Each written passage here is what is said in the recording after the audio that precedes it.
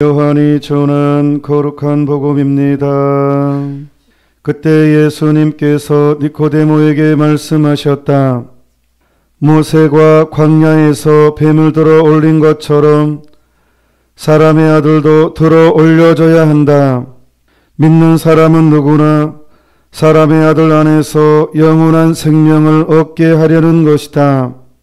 하느님께서는 세상을 너무나 사랑하신 나머지 외아들을 내주시어 그를 믿는 사람은 누구나 멸망하지 않고 영원한 생명을 얻게 하셨다. 하느님께서 아들을 세상에 보내신 것은 세상을 심판하시려는 것이 아니라 세상이 아들을 통하여 구원을 받게 하시려는 것이다. 아들을 믿는 사람은 심판을 받지 않는다. 그러나 믿지 않는 자는 이미 심판을 받았다.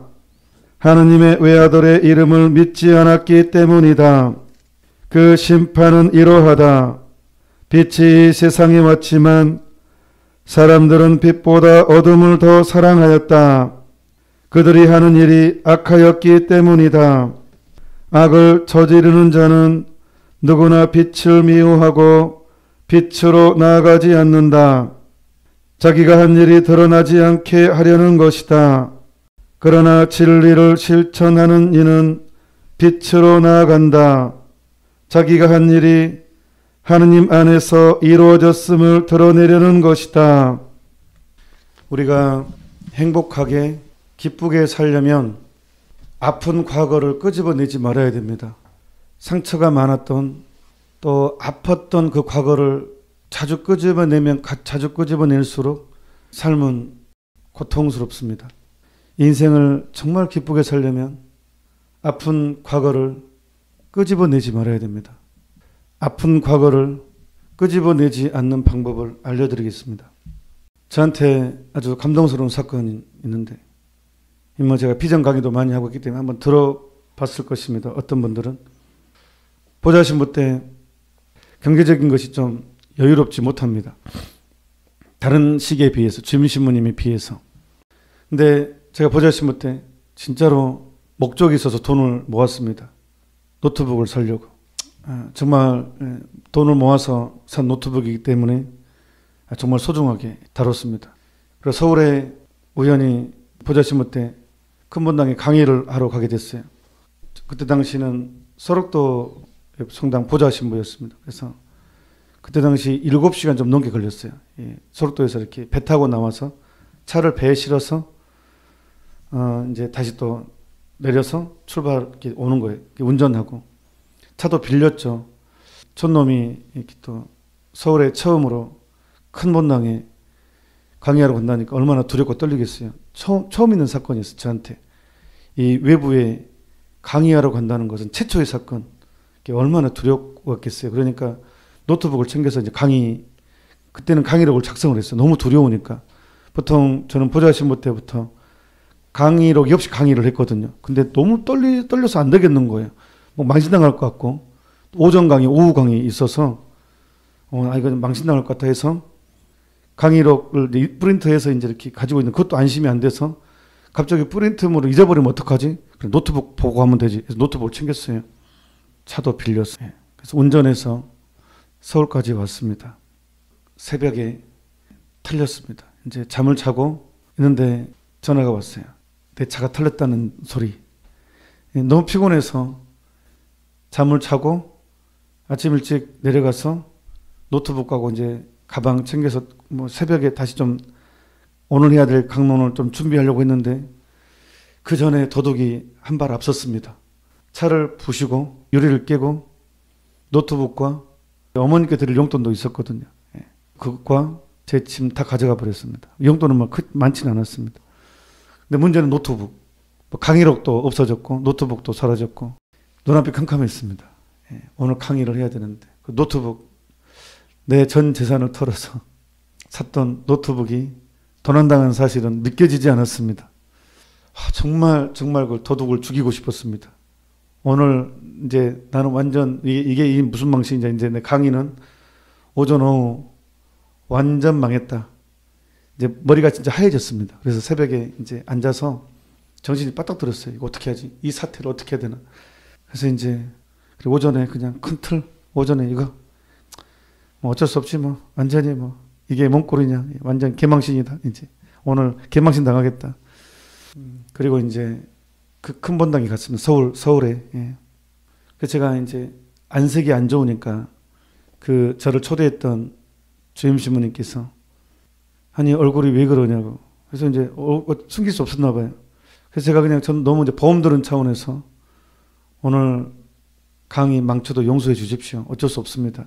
아니 왜 그러냐고. 아니 제가 이러해서 이런 일 당했습니다. 하니까 신부님이 깜짝 놀라면서 어떡하냐고. 당신은 제 강의 망친 거보다는 감사하게도 제 노트북을 잃어버린 것을 되게 많이 속상해 하시더라고요. 신부님께서 노트북을 자기가 해주겠다고. 저는 정말 눈이 번쩍 뜨는 소리였지만 사실 믿기지 않았어요. 아유, 아닙니다, 신부님. 하고 이제 그냥 이제 아침에 이제 간단하게 대화하고 이제 강의를 이제 했죠. 오전 오후. 성령께서 인도해 주셔서 강의는 잘 이제 끝났습니다. 그리고 이제 사제간에 아유, 감사합니다. 잘 마쳤습니다. 하고 가는데 신부님께서 봉투를 하나 주셨어요. 저한테. 이걸로 노트북 사라고. 그때 정말 당황했고 아유, 아닙니다, 신부님 하면서 제가 넙죽 받았습니다. 아, 어쩔 수 없었습니다. 제 약한 이 마음. 그리고 사실은 그 앞에서는 확인해 볼 수 없고 딱 오면서 확인해 봤는데 100만 원짜리 수표 2장이 들어 있었습니다. 200만 원. 와, 그때 당시 200만 원으로는 제가 노트북을 사면서 몇 개월 안에 완전 구형으로 돼버렸어요. 완전 신형이 나왔거든요. 완전 혁신적인. 너무 좀 안타까웠는데 그 200만 원으로는 그 새로 나온 혁신적인 노트북을 살 수 있는 돈이었어요. 그 노트북은 190만 원대였거든요.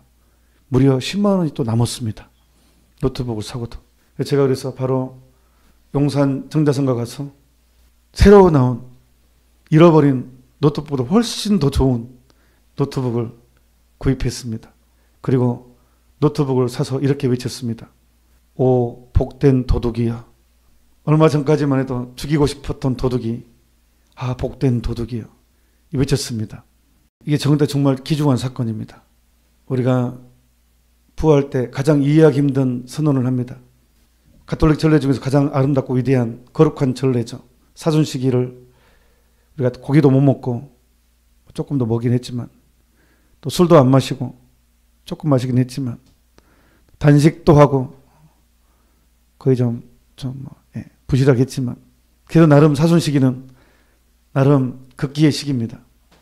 그래서 나름 그렇게 사순시기를 보내고 나름 즐거운 것을 피하려고 노력을 했고 드디어 이제 그 내 죄를 예수님이 다 짊어지시고 돌아가심으로 내 죄가 이제 죽고 사라지고 새로 부활해 새로운 생명이 생기는 그런 것을 전례적으로 실제적으로 표현하죠. 그게 부활성야죠. 그래서 각자 초를 준비합니다. 초는 내 생명, 새로운 생명을 의미하니까.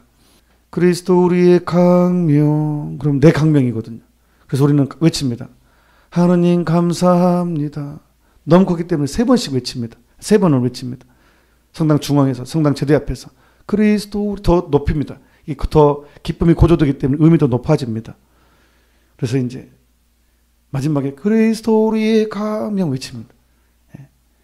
하느님 감사합니다. 이렇게. 그 다음에 이제 그 부활초, 큰 초를 예수님을 상징하죠. 꽂아놓고 분향을 하고 드디어 이제 영약하라 하늘나라 천사들 무리 환호하라 하늘나라 신비 구원의 우렁찬 나팔 소리. 가슴이 설레입니다. 영약하라 하늘나라 천사의 무리 하면서 이렇게. 그런데 진짜 놀랍게도 이 가장 이 성스럽고 아름다운 엑술 때 노래하는데 그 중간에 고조된 부분에 이런 가사가 나온다니까. 옛날 가사입니다. 오 복된 제약이여. 오 복된 제여. 아니 요새 말로 미쳤다. 정말 어떻게 가장 거룩한 전례, 가장 성스러운 전례 때 오 복된 제약이여 라고 노래할 수 있는가.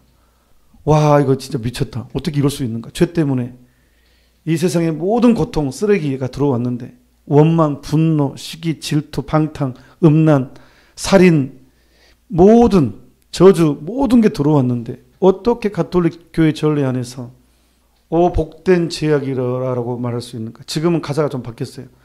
오 복된 탓이여. 저는 옛날 가사가 좋습니다. 저는 옛날 가사로 합니다. 저는 오 복된 탓이여. 이보다 저는 오 복된 제약이고 이게 더 아주 실질적이 확 다가옵니다. 오 복된 제약이여. 왜? 대체 왜? 이 아름다운 이 가장 거룩한 전례 안에서 오 복된 제약이여라고 노래하는가?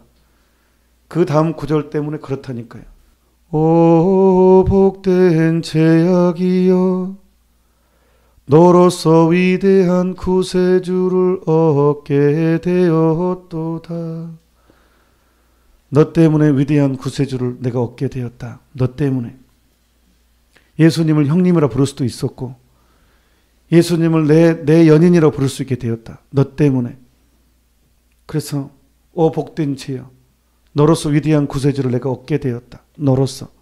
죄를 지으라는 소리가 아니라 하느님의 사랑이 얼마나 큰지 죄보다 큰 은총 죽음보다 강한 사랑을 내가 맛보기 때문에 너 때문에 우리의 과거는 너무 아픕니다. 너무 고통스럽습니다. 하지만 내 과거 때문에 하느님의 더 큰 은총을 누리게 되었습니다. 더 큰 사랑을 체험하게 되었습니다. 너 때문에 내가 위대한 구세주를 얻게 되었다. 그래서 나중에 지나고 보면 그 아팠던 사건이 얼마나 큰 선물이었는지 우리 인생이 그럴 것입니다. 우리 인생 마지막이 그럴 것입니다. 지금 비록 내가 상처도 많이 받고 아픔도 많이 겪고 억울함도 많이 겪고 속상한 것도 정말 많이 겪지만 너무너무 화가 난 일도 많고 너무너무 억울한 일도 참 많고 부모님부터 시작해서 가정 형편부터 시작해서 어릴 때부터 막 나는 왜 이런 인생을 살아야 했나 별것이 다 떠오르죠. 내 과거를 정말 보면 슬퍼요. 내 과거를 들여다보면 정말 왜 이런 삶을 살아야 했나 나는 왜 이래야 됐나 우리 부모님은 왜 나한테 이래야 했나 왜 그 사람은 나한테 그래야 됐나 인간적인 배신감 그것들을 생각하면 정말로 우울증 올 수도 있어요. 하지만 너로서 내가 위대한 구세주 얻게 되었다 라고 할 수 있다면 우리는 그것을 커다란 선물 은총이라고 얘기합니다. 내 과거의 그것이 더 큰 은총으로 바뀐다는 게 신앙의 가르침입니다. 내 과거가 사실 더 큰 은총으로 바뀐다는 것. 그래서 오 복된 제약이여 너로서 위대한 구세주를 얻게 되었다. 이게 신앙입니다. 이게 가톨릭 교회입니다. 이게 예수 그리스도이십니다. 인생의 반전을 가져다 주신 분. 그렇기 때문에 제가 고등학생 때 세례를 받고 아버지와의 그 어떤 아픔 또 아버지 묘 이장하면서 느꼈던 그것들이 인생의 반전을 어린 나이지만 주님이 그런 선물을 주셨죠. 제가 이 종교를 통해서 정말로 감사했던 것은 뭐냐 그러면 내 과거를 이미 이 세상에서 사랑할 수 있게 됐다는 거 진심입니다. 내 과거를 사랑할 수 있게 됐다는 거 그 아픈 과거까지도 이 세상에서부터 천국에서 사랑한 것이 아니라 물론 천국에서는 더 완벽하게 더 엄청나게 사랑할 수 있겠죠. 하지만 놀랍게도 이 지상에서도 내 과거를 사랑할 수 있게 되었다. 이게 저한테는 기적이었어요. 왜 아버지 정말 알코올 중독으로 40대 후반에 돌아가셨거든요. 그러니 그 정도로 술을 많이 드셨고 그 정도로 많이 싸웠습니다. 그러니까 저 과거는 끄집어내고 싶지 않은 과거인데 제가 그것 때문에 어릴 때 좀 강하게 커진 것 같아요. 그리고 혼자 해결해야 될 게 또 많았고 어떤 면에서는 그렇다고 제가 막 강하다는 사람은 아닙니다. 약점도 하여튼 뭐 제 나름에서는 뭐 나름 신문 배달도 저는 하고 막 이렇게 또 어릴 때 막 이렇게 근데 열등감도 그때는 있었죠. 열등감 되게 많았죠. 근데 그것마저도 은총으로 바뀐다는 것. 그래서 사도 바오로의 고백. 내가 우리 주 예수 그리스도를 전하지 않으면 나한테 화가 미칠 것입니다. 저는 그 말이 100%는 아니겠지만 그 말을 저는 이해할 수 있을 것 같아요. 너무 좋으니까. 내가 우리 주 예수 그리스도를 전하지 않으면 나한테 화가 미칠 것입니다. 그것은 무서워서가 아니라 너무 좋아서 너무 좋기 때문에 양심상 이 전하지 않으면 죄책감을 느끼는 거예요. 너무 좋은 분이기 때문에.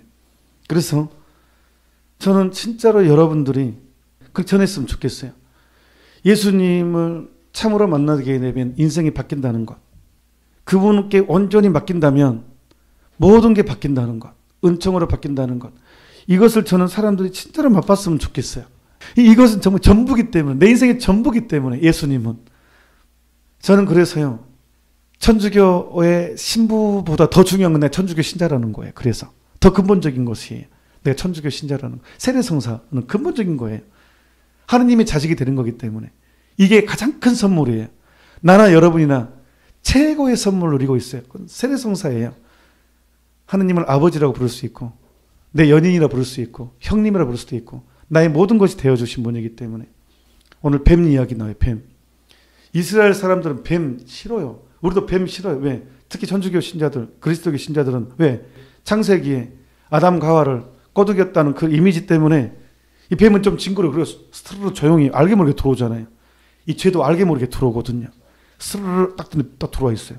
그래서 좀 징그러워요. 깜짝 놀랍죠. 뱀은 스르르 들어와요. 유혹도 스르르 들어온다니까요. 그러니까 캐치하기 힘들어요. 유혹이라는 게. 스르르 들어오기 때문에. 그래서 뱀이 나와요. 뱀은 저주받아 마땅해요. 그래서 그 저주받은 뱀을 걸어놓고 근데 그것을 쳐다보면 사람이 치유됐다는 거예요. 오늘 내용이 그거예요. 모세가 광야에서 뱀을 들어올린 것처럼. 왜 뱀을 들어올렸냐 그러면 이스라엘 사람들이 불평불만이 엄청나게 많았어요. 어쩌자고 우리를 광야에 내왔느냐. 처음에 홍해바다를 건널 때는 막 모세를 완전 영웅 엄청나게 막 모세는 거의 반신 반쯤 하느님처럼 막 그렇게 취급했어요. 홍해바다 갈라지고 막 우리 구해주고 막 우리를 추격해 오던 이집트 군사들 몰살당하고 그러니까 막 소구치고 북치고 장구치고 뭐 완전히 불기둥 구름기둥 나타나가지고 우리 인도하고 하느님의 현녀. 모세는 어마어마했습니다. 그런데 이게 반전이 일어나요. 계속 고생만 하거든요. 계속 광야. 그러니까 짜증이 나는 거예요. 어쩌자고 우리를 이 광야에 데려내왔습니까? 하고 막 성기를 냅니다. 우리도 세례받을 때 엄청나게 기쁘죠. 세례성사는 뭐 내 원죄와 본죄가 사라진다는 이 기쁨은 이루 말로 다 할 수 없습니다. 그래서 엄청나게 기쁜데 문제는 한 일주일 지나면 나 괜히 천주교 신자가 됐다. 이것도 하지 말아야 되고 이것도 하지 말아야 되고 이것도 하지 말아야 되고 어쩌자고 나를 천주교 신자가 되게 했습니까? 이렇게 돼요 이제. 왜? 세상을 즐기고 싶은데 이 양심의 가책, 없었던 양심의 가책이 더 크게 생기는 거예요 이제. 그냥 천주교 신자만 아니면 좀 즐길 수 있을 것 같은데 합리화를 많이 할 수 있을 것 같은데 해필이면 들어버렸네 십계명을. 그러니까 이 양심의 가책이 생겨요. 그러니까 어쩌자고 나를 천주교 신자가 되게 했습니까? 막 합리화, 짜증만 나고 그냥 불평불만이 많아지는 거예요. 이스라엘 백성처럼. 이스라엘 백성은 그랬죠. 그러니까 예수님께서 이것들이 감사를 잃어버렸네. 믿음이 없네. 내가 분명히 약속을 했는데 이것만 지나면 가나안 땅, 기름진 땅을 내가 인도하신다고 약속했는데 이것들이 이 약속을 잊어버리네. 내 약속을. 그래가지고 불뱀을 보냅니다. 물리면 막 죽고 막 완전히 온몸에 막 생기고 막 장난 아니에요. 코로나보다 훨씬 심각하게. 그러니까 모세가 이제 애원합니다. 살려주십시오. 그러니까 이제 하나님께서. 그래서 그 뱀을 쳐다보는 사람은 또 나았어요. 그게 예수님 그 얘기를 하는 거예요. 모세가 광야에서 뱀을 들어올린 것처럼 사람의 아들도 들어올려줘야 한다. 불뱀과 예수님을 같이, 사람의 아들은 예수님이잖아요. 불뱀, 저주받은 거예요. 사람을 물어 죽이고 완전히 하느님의 벌. 그래서 악마로 상징되기도. 이스라엘 사람들은 뱀은 성서를 열심히 공부했으니까 악마로 취급됐죠. 들어올려진 거예요. 저주받은 거예요. 근데 예수님이 저주받은 거예요. 그러면 싸대기를 맞고 뼈가 드러날 때까지 매를 맞고 십자가에 못질당하고 저주받은 거죠. 옛날에 십자가형은 저주받은 형벌이었습니다. 인간을 가장 잔인하게 죽이는 방법. 그게 십자가형이었습니다. 그러니까 사람의 아들도 들어올려져야 한다. 이거는 극심한 순환과 고통에 대한 예언이죠. 그걸 쳐다보면 나눈다는 거예요. 무슨 뜻입니까? 내 죄와 내 상처를 예수님이 가져갔다는 거예요. 내가 받아야 될 내가 장차 죄에 대한 값을 치러야 될 그 죄값을 대신 저주받았다는 것. 내가 받아야 될 저주를 예수님이 받았다는 것. 이게 십자가 사건입니다. 이게 사순식입니다. 내가 당해야 될 고통을 예수님이 가져갔다는 것. 그래서 예수님께서 사람의 아들도 들어 올려져야 한다라고 선언하신 것입니다. 그리고 이제 후에 하나님께서는 세상을 너무나 사랑하신 나머지 외아들을 내주시어 그를 믿는 사람은 누구나 멸망하지 않고 영원한 생명을 얻게 하셨다. 그를 믿는 사람은 누구나. 예수님을 주님으로 고백하는 여러분은 얼마나 복되신 분들입니까? 얼마나 아름다운 사람들입니까? 제가 처음 미사 강론 시작할 때 과거를 끄집어내지 말라고 한 것입니다. 이 차원에서. 내 과거는 이 대신 예수님께서 가져갔으니까 당신이 대신 십자가를 당함으로써 순환을 통해서 내 과거를 가져갔기 때문에 과거를 끄집어내지 말라는 것입니다. 이미 해결된 문제입니다. 이미 계산됐어요. 계산된 문제에 대해서 자꾸 계산이 안 된 것처럼 계속 끌려다닙니다. 계속 악의 노예가 됩니다. 끌려다니게 되는 것이니까. 빛이 이 세상에 왔지만 사람들은 빛보다 어둠을 더 사랑하였다. 여전히 투정이 있다는 것입니다. 주님을 믿지 않고 하나님의 용서를 받아들이지 못하는 사람들의 특징입니다. 고집스러운 사람들, 죄를 더 즐기고 싶은 사람들. 여러분들은 부정적인 사람입니까? 긍정적인 사람입니까? 예수님을 믿게 되면요, 긍정적이 될 수밖에 없습니다. 이게 신앙의 특징입니다. 만약에 여러분 입에서 자꾸 부정적인 얘기가 나온다면 그것은 지금 예수님을 누리지 못한 거짓, 그러니까 어떤 교만의 특징이죠.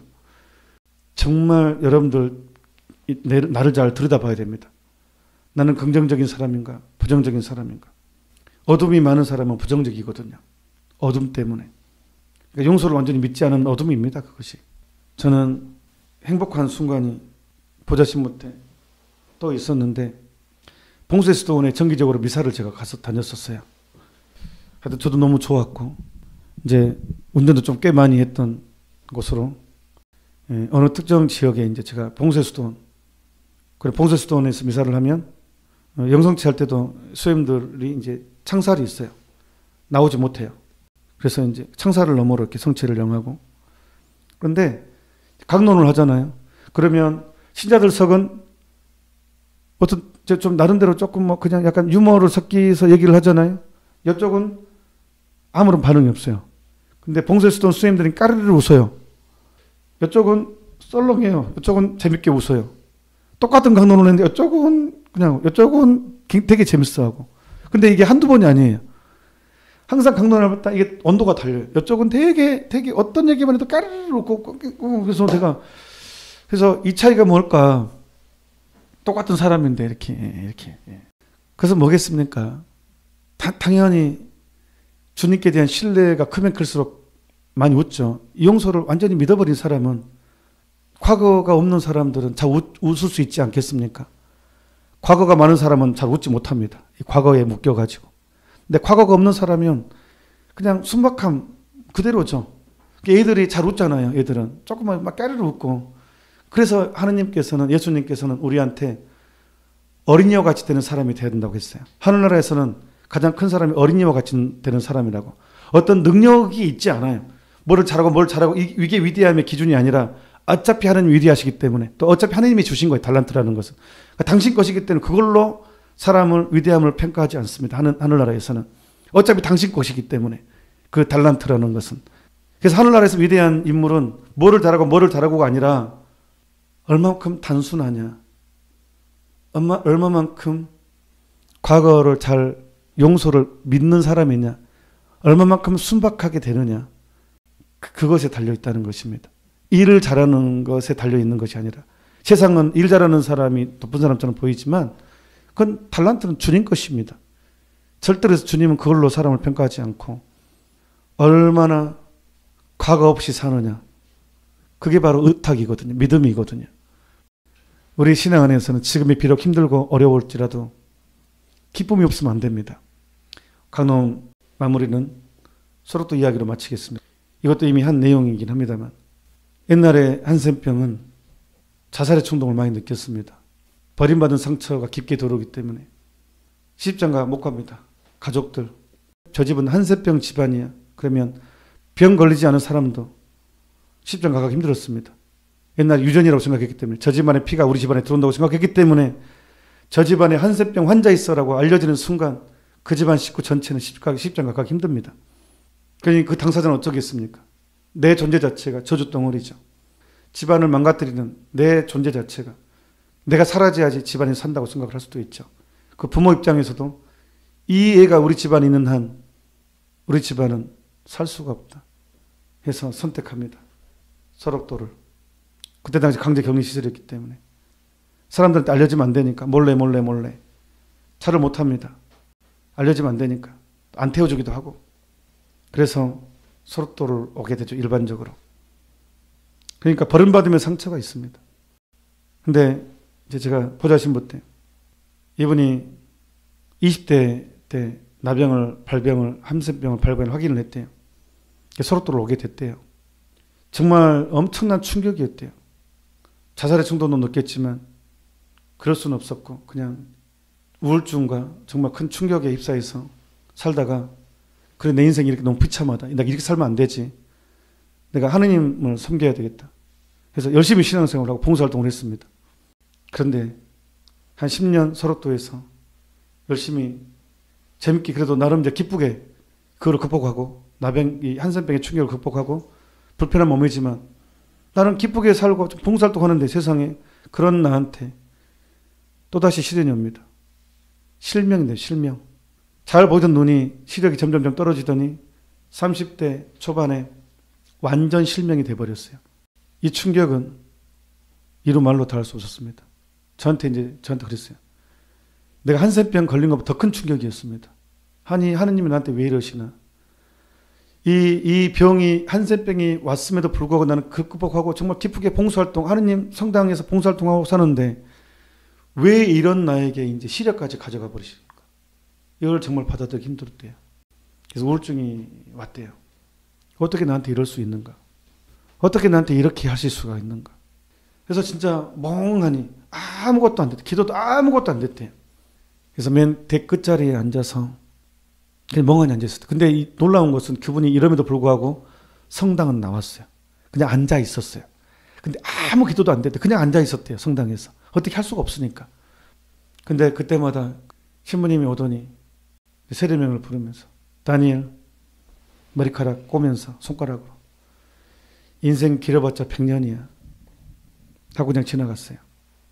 그 말에 어떤 위로도 되지 않았대요. 그냥. 근데 이 신부님은 그냥 매일 아침 오면서 그냥 지나가면서 꼭 자기한테 와가지고 꼭 머리를 만지면서 다니엘 인생은 길어봤자 100년이야 하고 지나가더래요. 한 달 동안 한 번도 안 빠지고 한 달 동안 그 소리를 듣는데 한 달 정도 지나니까 그래 그 말이 위로가 되더래요. 그래 내가 극복해야 되겠다. 이것을 받아들여야 되겠다. 그래 나는 인생을 기쁘게 살고 싶다.